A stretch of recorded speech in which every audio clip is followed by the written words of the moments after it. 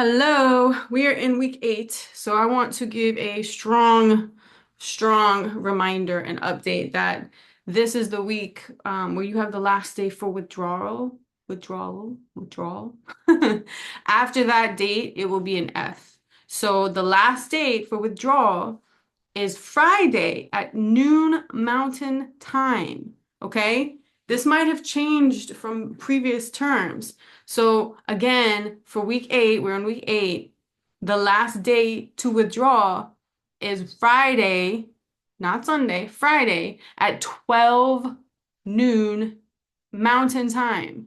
So make sure you like put that in your calendar or whatever if that's something that you are planning to do. Because if you do, wait till after that point, or after that point, anything will become an F. You won't be able to withdraw. So, okay, I want to make sure you guys really understand that. Again, remember that the midterm also has closed, right? That was due at the end of week 7. So now we're progressing, continuing into the next set of information. So weeks 1 through 6, they were on the midterm.